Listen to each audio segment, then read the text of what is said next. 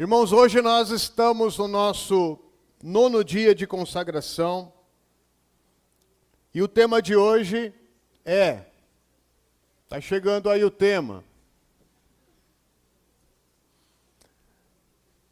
duas medidas, uma para você e outra para os outros. Isso pode influenciar no nosso trabalho, no nosso servir ao Senhor. Se nós tivermos dois pesos e duas medidas no julgamento da vida, das situações ao nosso redor, nós podemos ser parciais, nós podemos travar processos de Deus, nós podemos optar por processos religiosos, talvez escolher para o nosso próprio benefício e errar nesses critérios. Isso significa dois pesos e duas medidas. Para o outro, quando acontece com o outro, eu tenho uma opinião, eu tenho um julgamento. Mas quando acontece com os meus, comigo ou com os meus, aí a minha opinião é um pouco diferente, né? Eu fico mais bonzinho no meu julgamento. E nós vamos utilizar aqui uma experiência que Jesus viveu em Lucas, capítulo 13, dando continuidade à leitura do Evangelho de Lucas. Nós vamos ler a partir do verso 10. Certo sábado, Jesus estava ensinando numa das sinagogas. E ali estava uma mulher que tinha um espírito que a mantinha doente havia 18 anos. Ela andava encurvada e de forma alguma podia endireitar-se.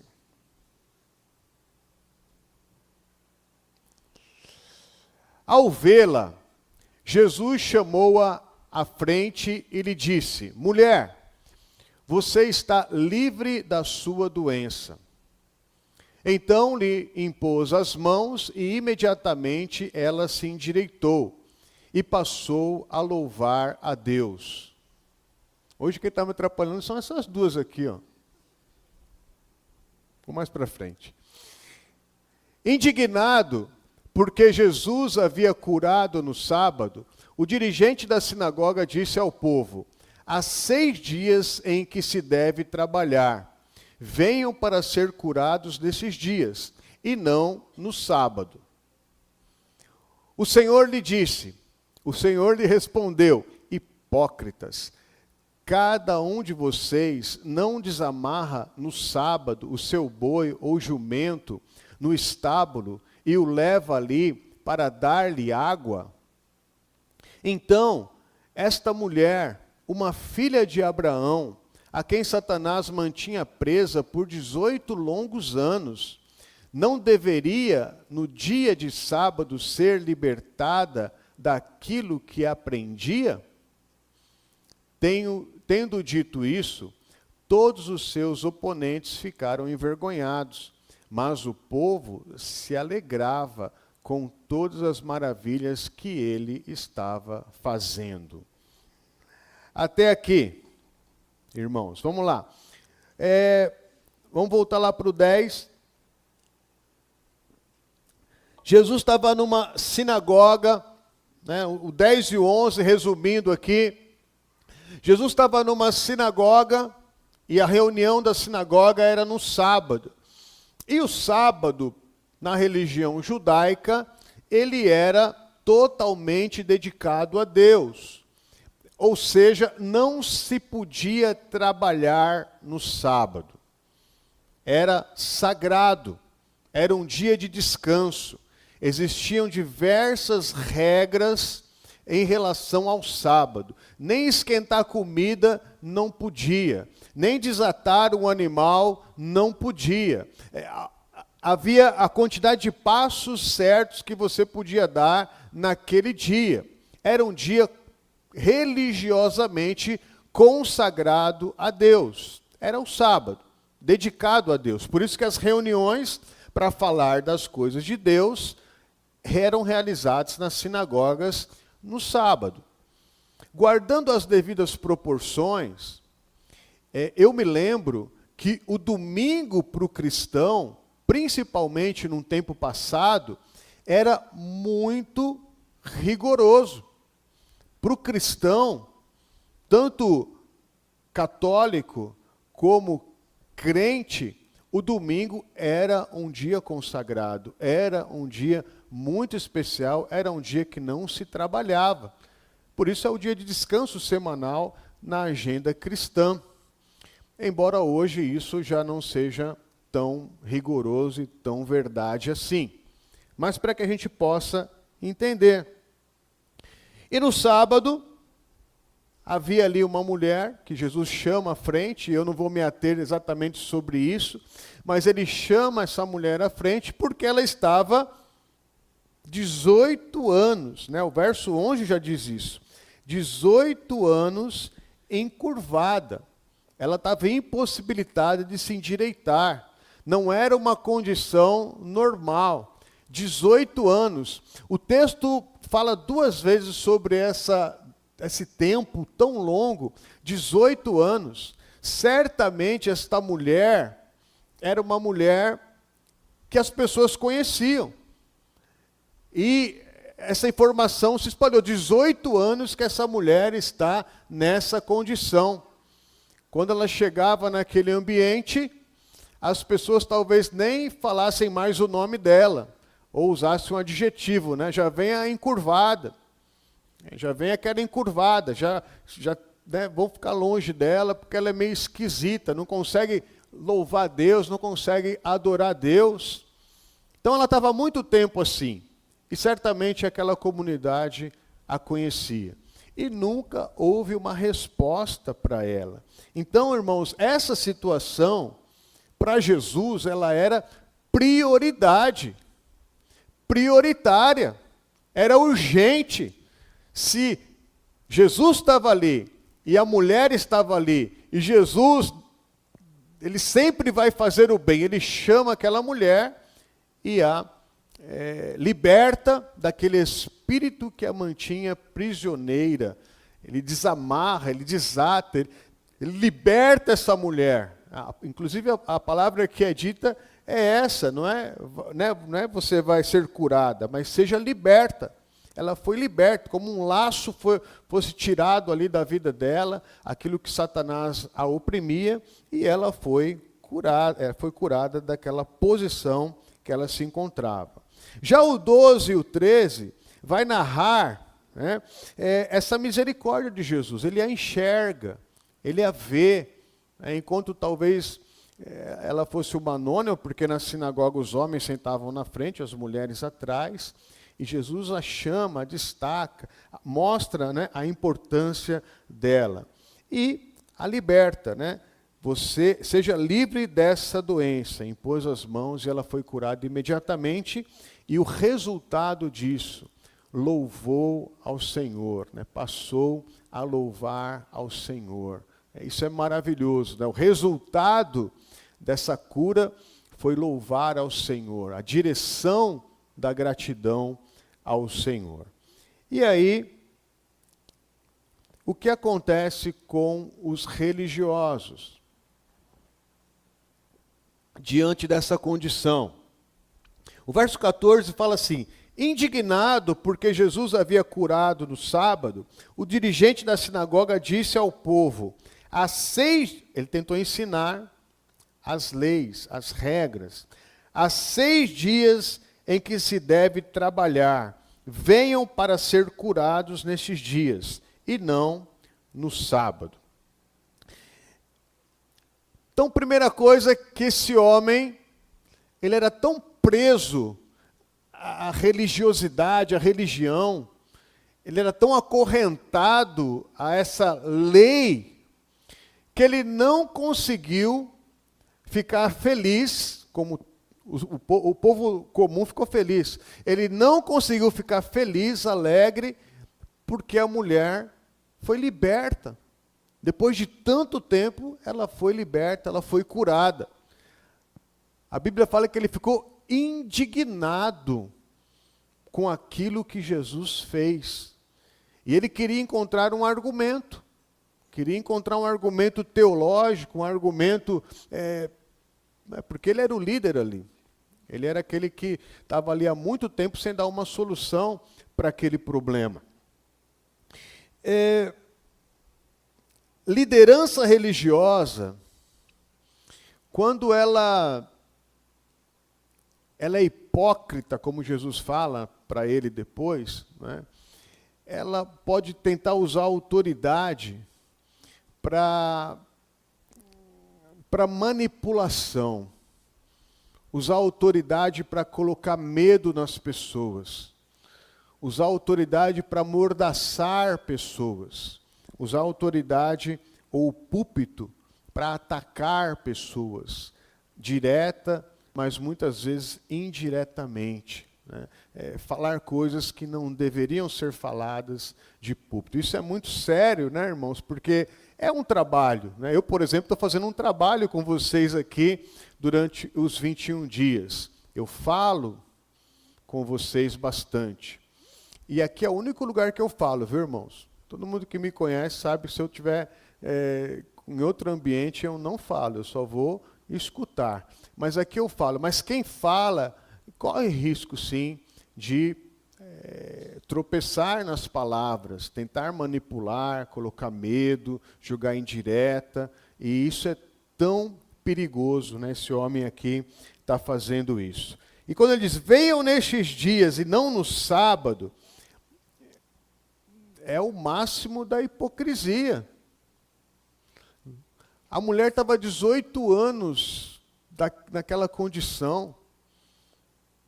E não fala da dor, mas eu imagino com uma situação muito complicada. Como é que ela, não, hoje é sábado, nós não vamos curar, né? Espera mais um dia, 2 dias, e aí a gente resolve essa situação. É porque a dor não era dele. Essa é a hipocrisia. A dor é dos outros. A dor dos outros dói menos. Vamos manter aquilo que é a lei e não vamos quebrar nada porque a dor não é minha. A dor é dela. A situação complicada é dela, né? Dá para esperar. Será que se você está desesperado, já teve cólica renal? Você está desesperado com cólica renal? Não, hoje não posso, hoje é domingo, nós não podemos atender vocês. Espera, volta na segunda. Não dá. Então é uma lógica absurda, né? Esse sofrimento, então, onde havia uma chance, uma oportunidade, Jesus estava ali, não dava para esperar. Não dá para esperar um outro dia. E aí Jesus diz isso. E ele sempre conta uma historinha ou faz uma comparação para que a gente possa entender melhor. No verso 15, o Senhor diz assim, hipócritas, cada um de vocês não desamarra no sábado o seu boi ou jumento do estábulo e o leva dali para dar água. O que ele está falando aqui? Você não trabalha no sábado? Você não faz um trabalho no sábado? Se o seu animal está preso e não tem como beber água, você não vai lá desatar, desamarrá-lo para que ele possa beber água? O teu animal, que é um animal, tem direito, então, de você fazer esse trabalho, porque todos ali faziam isso. O animal tem que beber todo dia. Ele tem direito de beber água, e você faz isso com o seu animal e não vai poder trabalhar, ou curar, ou libertar uma filha de Abraão, uma mulher que é filha de Abraão. Esse é o grau da hipocrisia daqueles líderes. Porque Jesus já não é a mulher encurvada para Jesus, ela é uma filha de Abraão. Ela merece ser tratada, merece receber oração, merece receber a cura. Eu quero falar aqui sobre alguns níveis de hipocrisia. A hipocrisia da urgência. A minha sede é urgente. A sede do outro pode esperar. Do valor, meu animal, meu gatinho merece água e ração. Você pode esperar. A gente está falando da urgência do Chile, não é? Mas eu nem vou falar sobre isso. Da exceção, para mim, sempre tem uma exceção. Na minha mente, sempre tem uma exceção. Para você, regra é regra, tem que cumprir. Não tem como sair da regra. Mas a gente vê o resultado da hipocrisia, do trabalho hipócrita e do trabalho de Deus, que é o verso 17. Tendo dito isso, todos os seus oponentes ficaram envergonhados, mas o povo se alegrava com todas as maravilhas que ele estava fazendo. Então, servir ao Senhor com liberdade é não ficar preso a algumas regras como essa, que é uma regra hipócrita. Se a fome hoje, eu não posso dizer, vá em paz, se alegre em Deus, ore, né, e Deus te abençoe, se eu posso dar um prato de comida porque o estômago está doendo. A resposta é urgente, é emergência. Então a liberdade de servir é que vai produzir essa alegria e não uma indignação. Às vezes as pessoas estão muito indignadas com a igreja porque a igreja promete mais do que cumpre.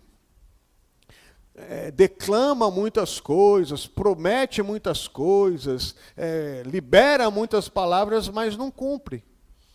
É como, vai agora e se vira. Não, nós precisamos entender, a dor de quem entra aqui, ela é tão importante quanto a minha dor. E é sobre isso que Jesus está falando. Se a gente fosse fazer aqui eu versus o outro. Coloquei aqui algumas coisas. Deus entende... Não, vou melhorar. Que horas que é a consagração começa mesmo? 20 horas? Muito bem.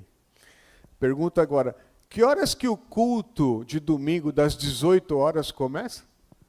18 horas, né? Muito bem. Então, para mim, Deus entende o meu atraso. Meu julgamento é esse. Deus entende o meu atraso. Para o outro, essa pessoa é descompromissada. Não tem compromisso com o horário. Mas o meu atraso Deus entende. Para mim, estou passando por um momento difícil. É o julgamento que eu faço para mim. Para o outro, essa pessoa não tem fé. Como é que ela está numa crise dessa? Como é que ela pode ter um comportamento desse? Ela não tem fé. Eu estou passando por um momento difícil. Para mim, eu penso assim, eu erro em alguma situação, eu penso de mim mesmo, mas também ninguém é perfeito. Para o outro, como pode se dizer cristão? Então eu erro numa coisa e falo, mas ninguém é perfeito. Mas se o outro erra na mesma coisa, como é que ele pode dizer que é cristão ainda? Para mim, Deus está trabalhando em mim. Já tem até camiseta que fala isso, né? Estou num processo, Deus está trabalhando ainda. Né? Então, tem misericórdia, tem paciência comigo. Né? Deus está trabalhando em mim. E para o outro? Esse aí não vai mudar nunca.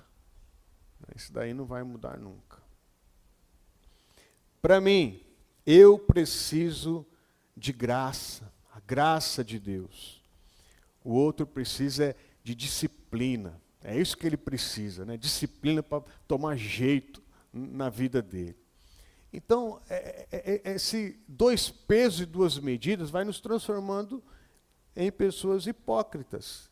E é o resultado da vida que vai nos dizer isso. Vão se ajeitando aí, eu vou terminar daqui a pouco.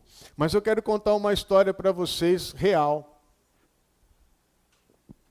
Um médico chamado Everett Koop, cirurgião do coração, e isso lá pelos anos 50 nos Estados Unidos. Uma criança chega entre a vida e a morte e precisava ser operada num domingo. Mas esse homem era membro de uma igreja muito tradicional. E ele pediu autorização para o pastor. Pastor, é domingo, mas essa criança precisa ser operada hoje. Não haverá um amanhã, não tem outra oportunidade. E o pastor disse, domingo é o dia do Senhor, não é dia de trabalhar. E a história diz assim, que esse cirurgião disse, pastor, e se fosse o seu filho? E se fosse o seu filho precisando ser operado hoje? E ele virou as costas, ele fez a cirurgia, é real, e 5 horas de cirurgia, e a criança, ela sobreviveu. E ele se transformou numa referência, esse homem, nos Estados Unidos, como cirurgião do coração. Então, irmãos, talvez antes de nós tomarmos uma decisão, tecer um juízo, pensar algo sobre alguém, assim, aquele lá, aquela lá, talvez a gente devesse pensar assim, e se fosse o meu filho? Como é que eu falaria? Se fosse a minha filha, que tipo de atitude eu teria? Como seria o meu julgamento? Eu teria mais misericórdia? Daria mais uma chance? Trabalharia mais um pouco na vida dele, na vida dela? E se fosse o meu filho, e se fosse a minha filha? Talvez a gente tivesse mais misericórdia. Talvez a gente conseguisse equilibrar mais essa questão de ter uma mesma decisão para todos, para os outros que estão longe, para aqueles que estão perto. Fique em pé no seu lugar. Repita comigo a frase do dia. Diga assim: desate o boi e liberte a pessoa. Sirva ao Senhor com alegria. Sirva ao Senhor com liberdade. Mas sirva ao Senhor sem 2 medidas. Pessoas valem mais do que tudo. Amém.